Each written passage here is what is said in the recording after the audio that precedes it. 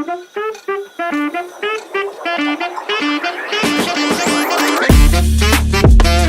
Krishna, welcome to our channel the way of law. तो इस video में मैं अपना एक्सपीरियंस शेयर करने वाली हूँ कि जो जेआरएफ का पेपर था, नेट जेआरएफ लॉ का, जून 2025 का, वो कैसा था। तो बहुत सारे कैंडिडेट्स ने बहुत कुछ कहा है। किसी ने कहा है कि क्या कोई ऐसे एग्ज़ाम सेट करता है, नंबर ऑफ थिंग्स, एग्ज़ाम बहुत डिफ़िकल्ट था, मतलब कुछ पता ही नहीं चलता, कुछ भी पूछ रहे हैं। तो ऐसी ऐसी चीज़ें सुनने में आई। तो इट्स अ कॉम्पिटिशन, तो कुछ ना कुछ तो करेंगे ही ना। जैसे नॉर्मली क्या होता है, अलग क्यों लगा इस बार सबको बहुत ज़्यादा।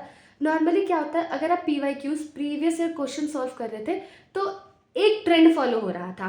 तो उससे मतलब अगर आप बहुत सारे प्रीवियस ईयर क्वेश्चंस लगा ले रहे थे, उसके अकॉर्डिंग आप मतलब अपना कंसेप्ट प्रिपेयर कर ले रहे थे, तो आप आगे के जो पेपर आ रहे थे आप उन्हें प्रिडिक्ट कर पा रहे थे, तो पैटर्न को कहीं ना कहीं आप समझ पा रहे थे। लेकिन इस बार क्या हुआ, थोड़ा सा चेंज कर दिया गया। अब ये तो कंपटीशन है तो होगा ही बिल्कुल। यहाँ पे जैसे जो सब्जेक्ट नॉर्मली ज़्यादा पूछे जाते हैं, जैसे public international law, Indian contract act, ये कुछ सब्जेक्ट्स हैं, जैसे कॉन्स्टिट्यूशन, IPC और से BNS, ये सब चीज़ें थोड़ी ज़्यादा पूछी जाती है, फैमिली लॉ। लेकिन इस बार क्या किया, जो चीज़ें नॉर्मली बहुत ज़्यादा पूछी जाती हैं वो इस बार बहुत ज़्यादा नहीं पूछी गई थी। जैसे कुछ केसेस थे वो हर बार आते ही थे, जैसे एक ओम्बर्ट्समैन वाला क्वेश्चन था। मतलब कुछ कुछ चीज़ें थी जो फिक्स थी कि हाँ ऐसा होता है, लेकिन इस बार वो उसको थोड़ा चेंज कर दिया है। इस बार सबसे ज़्यादा क्वेश्चन एक बहुत ही अनएक्सपेक्टेड सब्जेक्ट से आया है। जो हमारा कंपैरेटिव लॉ है ना, उससे बहुत सारे क्वेश्चन आए हैं। और क्वेश्चन कैसा आया है, मेजॉरिटी क्वेश्चन ऐसे थे जो कि ईयर वाइज थे।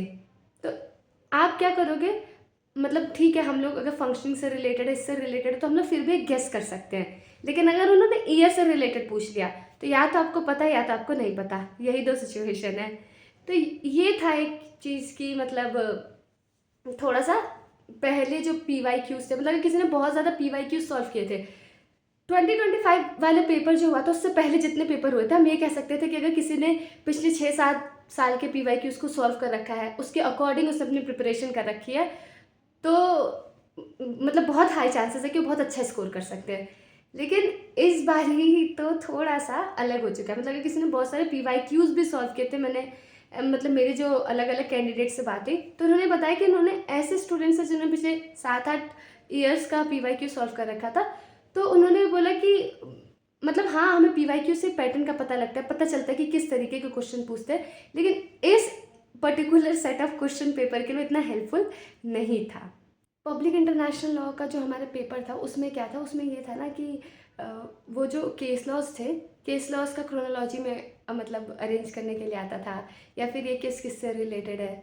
तो मैंने देखा कि जिन्होंने पूरा पूरा याद किया था, मतलब इस बार नहीं काम आया। नॉर्मली बहुत ज़्यादा पूछा जाता है, तो इस बार वो इतना नहीं काम आया, उतना उसने टाइम दिया है प्रिपरेशन के टाइम, क्योंकि वो केस लॉज याद कर पाना। क्योंकि हमारा जो एग्ज़ाम होता है, जो हम कॉलेज वगैरह में पढ़ते हैं, तो हम लोग बस एक केस का ऊपर ऊपर से आइडिया ले लेते हैं, इतने डिटेल में कोई पब्लिक इंटरनेशनल लॉ का नहीं पढ़ता है। मेजॉरिटी कॉलेजेस में तो यही होता है। लेकिन यहाँ पे क्या है कि नेट का जब हम प्रिपरेशन करते हैं तो उसे काफ़ी डिटेलिंग में पढ़नी पड़ती है, और सोचो ईयर याद करना पड़ता है, अच्छा ये केस पहले आया और ये केस बाद में आया। लेकिन इस बार ही क्या हो, उसको मतलब इतना नहीं पूछा गया था। वरना पहले ऐसे था कि अगर किसी को क्रोनोलॉजी याद है और ये केसेस हैं तो उसके इतने नंबर फिक्स रहते थे।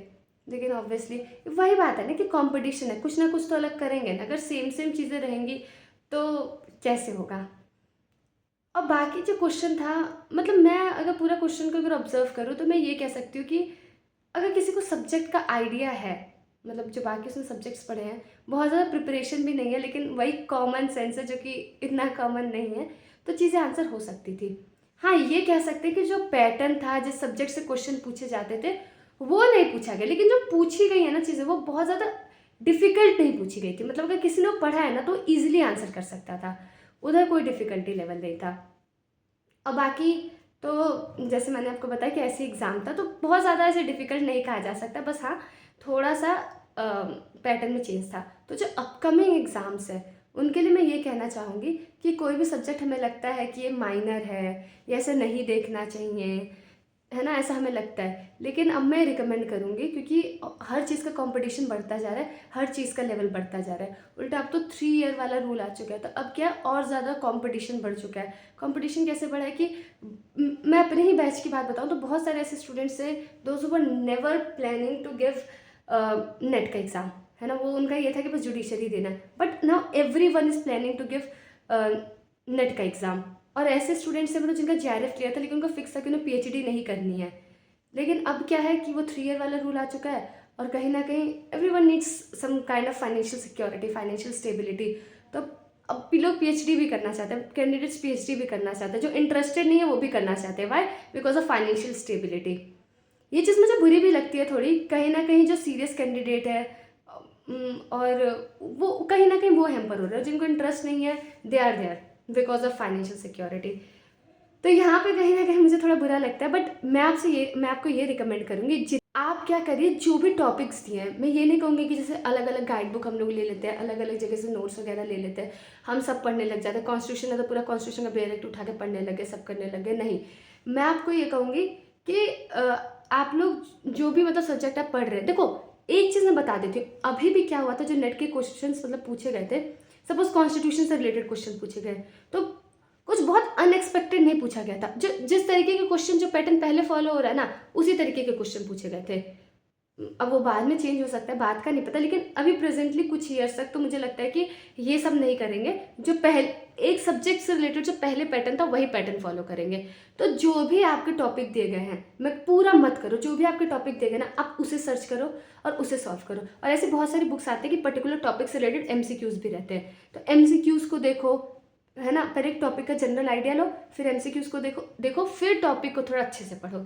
ऐसे करके एक चीज़ को पढ़ो। किसी भी चीज़ को अब के टाइम में लाइटली मत लेना, क्योंकि ऑब्वियसली कंपटीशन है, मैंने आपको बताया कि, और इधर भी अब कंपटीशन बढ़ता जा रहा है, तो ज़्यादा लाइटली नहीं लेना इसको, हर एक टॉपिक को ठीक से कवर करना।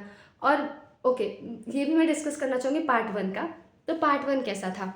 पार्ट 1 तो सबने कहा कि इट वॉज़ ईजी। तो जो पार्ट 1 था, हाँ, ज़्यादा डिफ़िकल्ट नहीं था, लेकिन मतलब ठीक से डिवाइडेड नहीं था।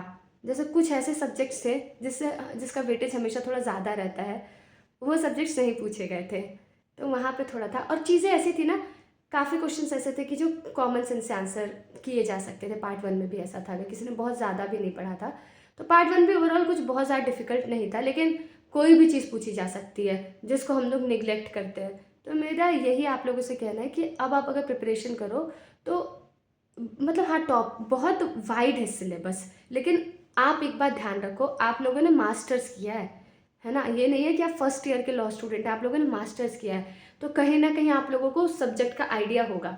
तो जब आप लोगों को सब्जेक्ट का आइडिया है, तो आप लोग कोई भी टॉपिक मत छोड़िए, आप सारे टॉपिक्स को कवर करने की कोशिश करिए, चाहे शॉर्ट में करें चाहे जैसे भी करें, क्योंकि क्वेश्चन हर टॉपिक से बनना। और अभी क्या है, बहुत सारा कंटेंट अवेलेबल है, तो आपको बहुत ज़्यादा मेहनत भी नहीं करनी पड़ेगी, बस आपको फोकस्ड रहना है। सो यही मेरी रिकमेंडेशन कि प्लीज़ कोई भी टॉपिक मत छोड़ो, सारे टॉपिक करो if you really want it. और अगर आप लोग जैसे LLM वगैरह कर रहे हैं, तो मैं कहूँगी कि आप शुरू से ही इस पेपर को देना स्टार्ट कर सकते हैं। वेट मत करिए कि एंड वाला आएगा, क्योंकि एक हमें थोड़ा आइडिया भी लगता रहता है ना, और हम कितने भी मॉक लगा ले, लेकिन हम जब एग्ज़ाम में जाके देते हैं वो थोड़ा इट्स डिफरेंट। तो उसके अकॉर्डिंग आप लोग अपनी प्रिपरेशन करें। बाकी कुछ हेल्प चाहिए या कुछ भी, so I am there. Thank you for watching this video. Hare Krishna. Video तो एंड हो चुकी है, पर आप हमसे कनेक्ट कर सकते हैं हमारे इंस्टा ID पे, लिंक डिस्क्रिप्शन में दिया गया है। और ऐसी और वीडियोस देखने के लिए हमें सब्सक्राइब करें। हरे कृष्णा।